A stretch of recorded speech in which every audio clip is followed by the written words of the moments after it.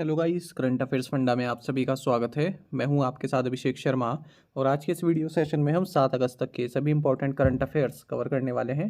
हमेशा की तरह आप इस वीडियो को अंत तक जरूर देखिएगा। आज भी आपको काफ़ी कुछ जानने के लिए मिलेगा। साथ ही गाइस, इस सेशन को शुरू करने से पहले आप सभी को बताना चाहूँगा, यदि आप हमारे daily current affairs PDF, weekly PDF, monthly PDF और हर महीने के banking and economic awareness PDF चाहते हैं तो करंट अफेयर्स फंडा का 1 ईयर मेंबरशिप प्लान आप ज्वाइन कर सकते हैं, जिसका लिंक आपको वीडियो के डिस्क्रिप्शन में या फिर फर्स्ट कमेंट में मिल जाएगा। आपको बता दें, इस 1 ईयर मेंबरशिप प्लान के तहत जितना भी हमारा पीडीएफ कंटेंट है वो हम आपको 1 साल तक प्रोवाइड कराते हैं, जिसे आप डाउनलोड कर सकते हैं, प्रिंट आउट भी निकलवा सकते हैं। इसके लिए चाहे तो आप करंट अफेयर्स फंडा ऐप को यूज़ कर सकते हैं या फिर अपने लैपटॉप या सिस्टम की मदद से वेब लॉगिन भी कर सकते हैं। कोई भी आपका एग्जाम हो, बैंकिंग, एसएससी, रेलवे या फिर स्टेट पीसीएस, जहाँ पर भी जनरल अवेयरनेस या करंट अफेयर्स पूछे जाते हैं, सभी एग्जाम्स के लिए हमारा पीडीएफ कंटेंट काफ़ी यूज़फुल है। तो कोई भी अगर आपका डाउट है हमारे इस पीडीएफ कोर्स से संबंधित तो आप कमेंट बॉक्स में अवश्य लिखिएगा। चलिए फिर करते हैं शुरुआत इस वीडियो सेशन की। हमेशा की तरह सबसे पहले आज का क्वेश्चन देखेंगे, जिसका आंसर आपको अभी कमेंट बॉक्स में करना है। In which state is Kawal tiger reserve located? Kawal tiger reserve किस राज्य में स्थित है? ऑप्शंस हैं आसाम, हरियाणा, तेलंगाना या फिर कर्नाटक। काफ़ी बार ये क्वेश्चन अलग अलग एग्जाम में पूछा जा चुका है, इसलिए आप इसका आंसर जरूर कीजिएगा। जल्दी से आंसर करिए, फिर आगे बढ़ते हैं।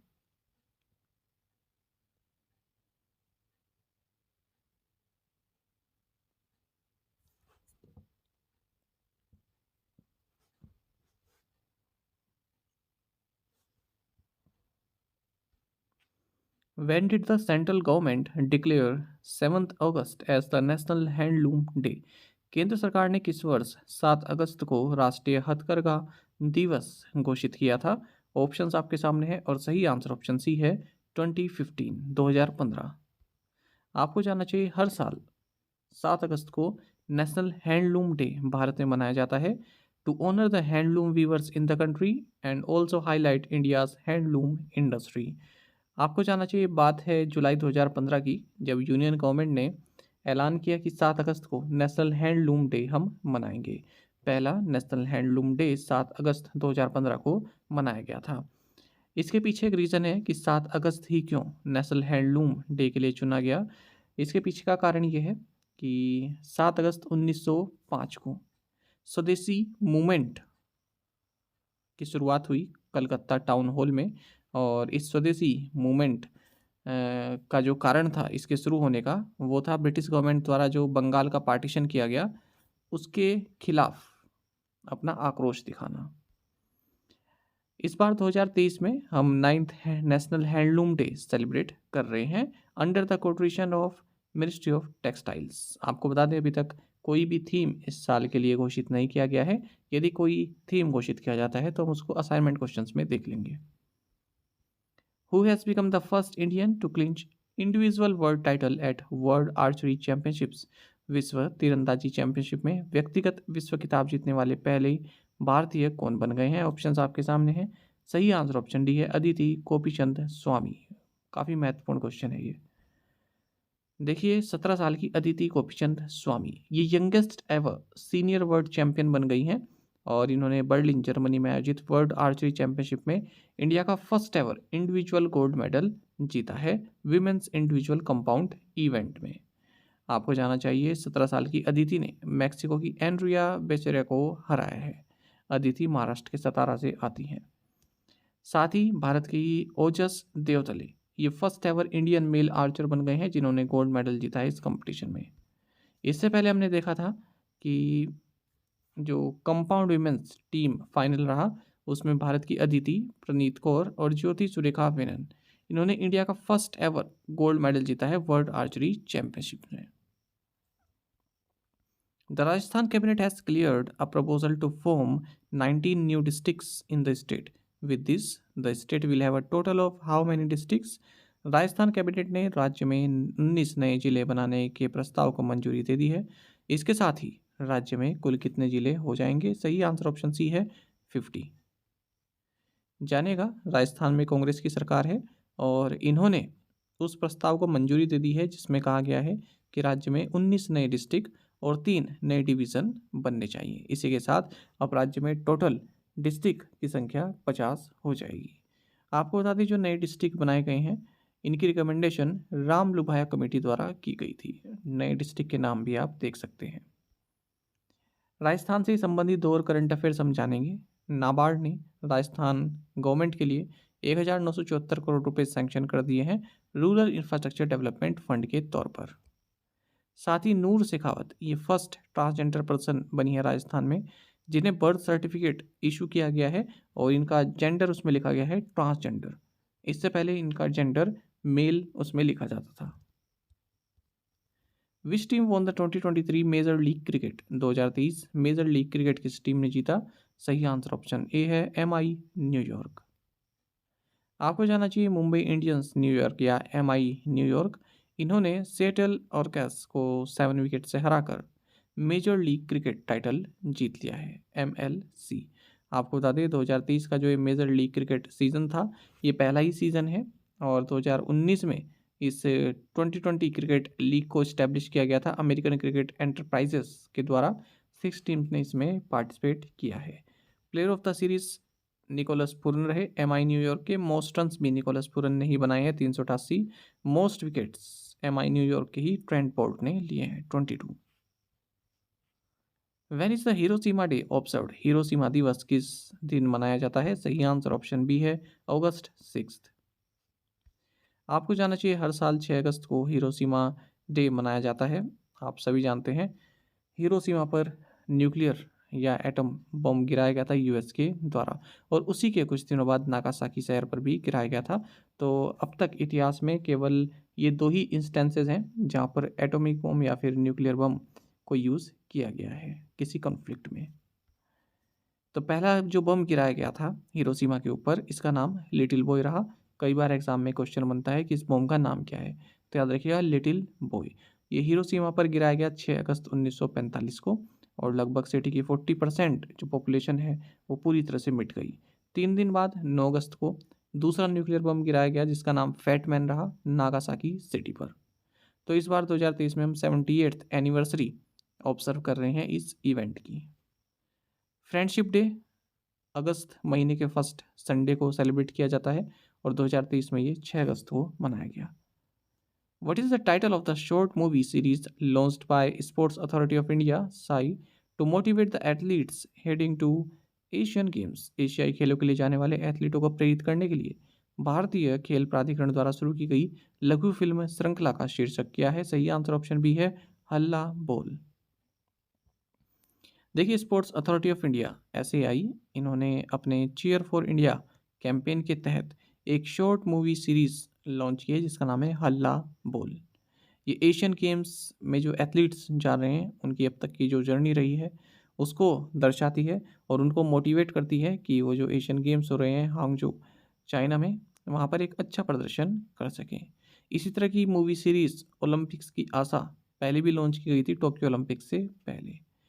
तो ये जो इनिशिएटिव है न केवल एथलीट्स को मोटिवेट करेगा एशियन गेम्स के लिए बल्कि जो यंगस्टर्स हैं हमारी कंट्री में उनको भी मोटिवेट करेगा कि वो स्पोर्ट्स में आगे आएँ। Who has been awarded the 32nd GD Birla award for the year 2022? वर्ष 2022 के लिए 32वें GD बिरला पुरस्कार से किसे सम्मानित किया गया? सही आंसर ऑप्शन सी है नीलेश बी मेहता। देखिए प्रोफेसर नारायण प्रधान और प्रोफेसर नीलेश बी मेहता इन्हें हाल ही में GD Birla award for scientific research दिया गया है 2021 और 2022 रेस्पेक्टिवली। ठीक है 2021 के लिए प्रोफेसर नारायण प्रधान, 2022 के लिए प्रोफेसर नीलेश बी मेहता को, क्योंकि इनका जो एग्जाम्पलरी कंट्रीब्यूशन रहा है मटेरियल साइंसेस के लिए प्रधान जी का और वायरलेस कम्युनिकेशन में नीलेश बी मेहता का। ये अवार्ड्स इनको दिया गया है civil aviation minister Jyotiraditya Scindia के द्वारा। GD Birla award for scientific research की स्थापना 1991 में के बिरला फाउंडेशन द्वारा की गई थी और जो भी हाई कैलिबर साइंटिफिक रिसर्च जिन साइंटिस्ट ने की है उनको ये अवार्ड दिया जाता है। 5 लाख रुपए का कैश प्राइस में मिलता है। What is the deadline for submitting claims under the विवाद से विश्वास सेकंड स्कीम? विवाद से विश्वास सेकंड योजना के तहत दावे सौंपने की अंतिम तिथि क्या है? सही आंसर ऑप्शन डी है 31 अक्टूबर 2023।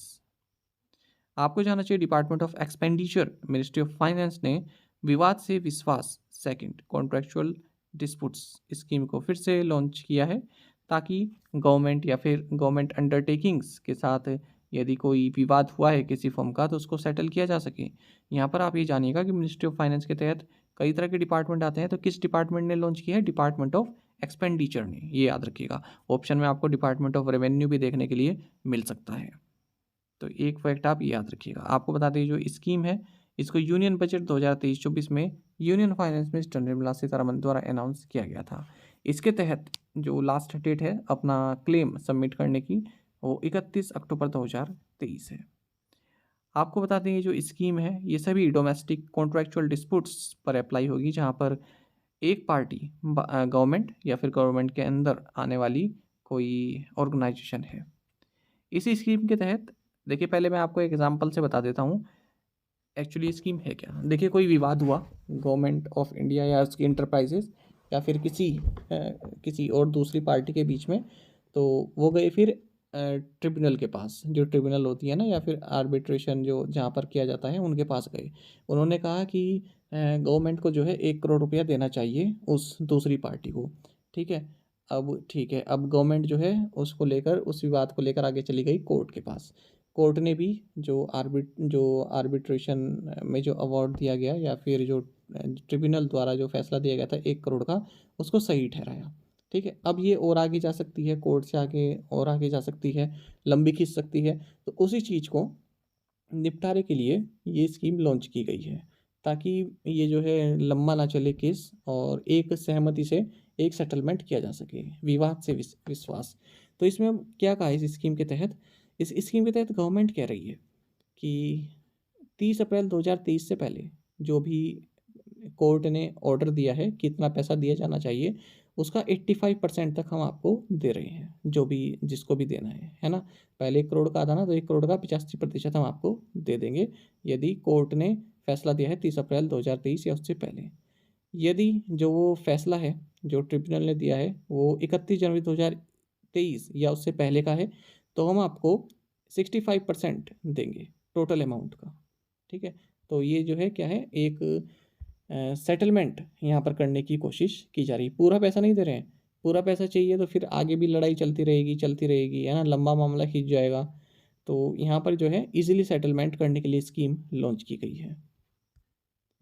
गवर्नमेंट ई मार्केट प्लेस ने एक डेडिकेटेड वेब पेज भी बनाया है, जिसके तहत ये स्कीम को इम्प्लीमेंट किया जाएगा, और जो एलिजिबल क्लेम्स हैं वो केवल इसी गवर्नमेंट ई मार्केट प्लेस के थ्रू ही प्रोसेस किए जाएंगे।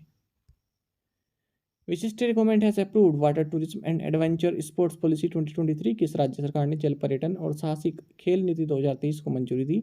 सही answer option C, Uttar Pradesh. देखिए, उत्तर प्रदेश कैबिनेट ने राज्य को एक water tourism and adventure sports destination बनाने के लिए एक पॉलिसी अप्रूव की है। इसका नाम है Uttar Pradesh water tourism and adventure sports policy 2023।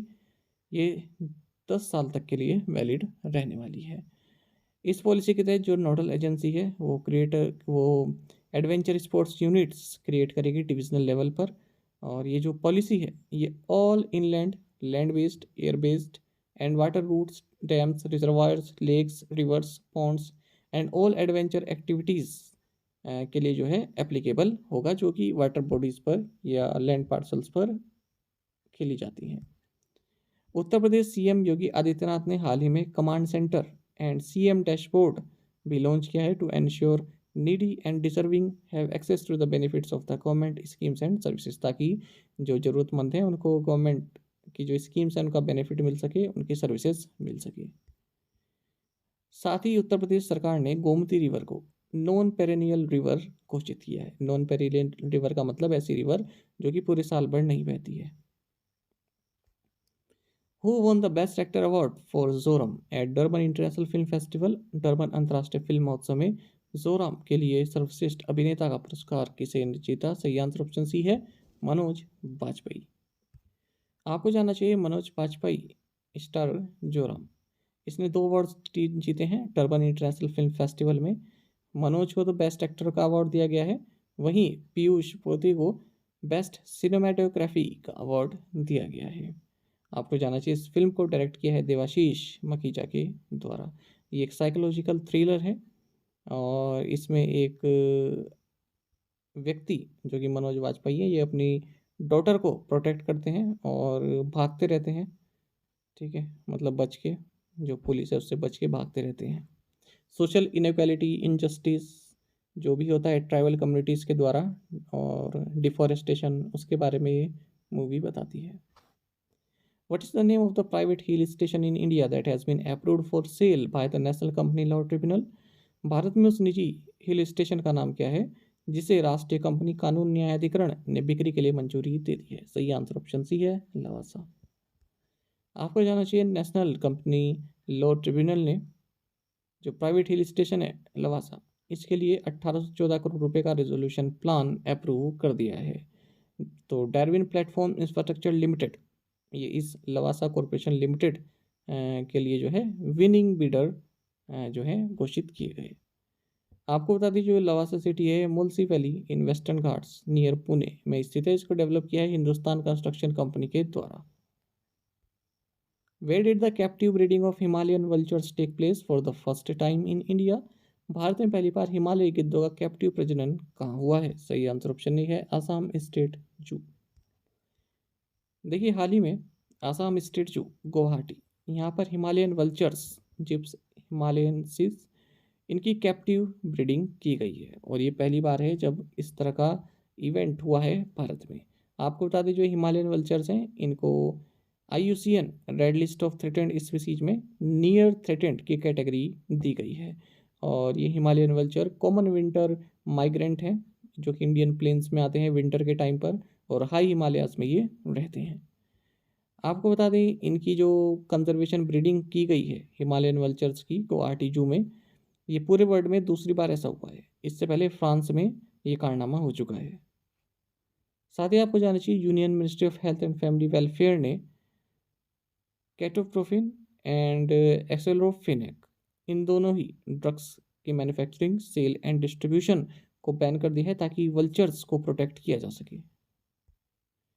Who has been appointed by the Supreme Court as the interim chairperson of the Delhi Electricity Regulatory Commission DERC? Supreme court ने दिल्ली विद्युत नियामक आयोग के अंतरिम अध्यक्ष के रूप में किसे नियुक्त किया है? सही आंसर ऑप्शन सी है, जयंत नाथ।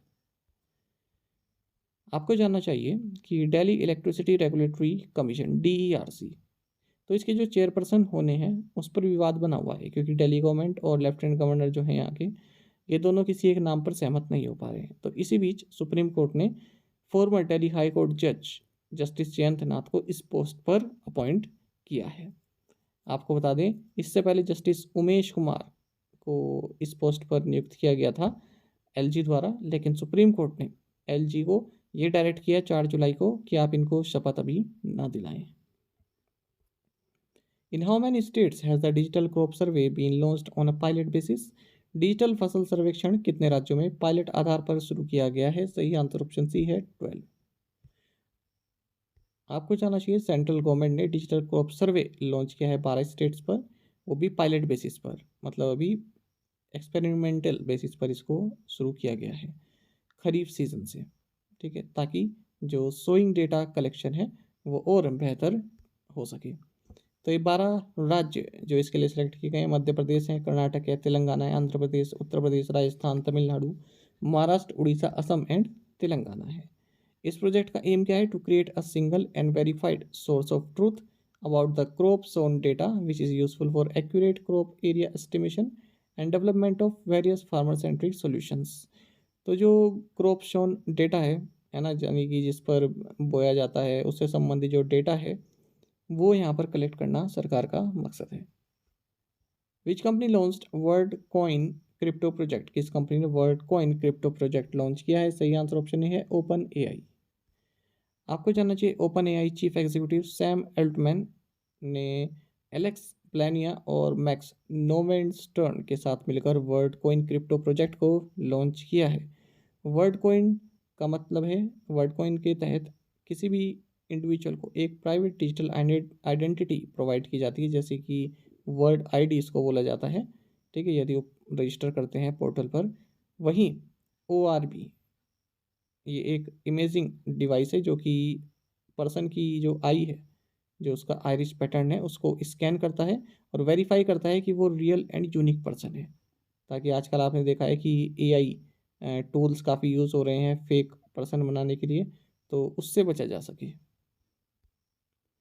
India and which country have agreed for a bilateral exchange of young researchers and startups, particularly in the field of biotechnology and agriculture?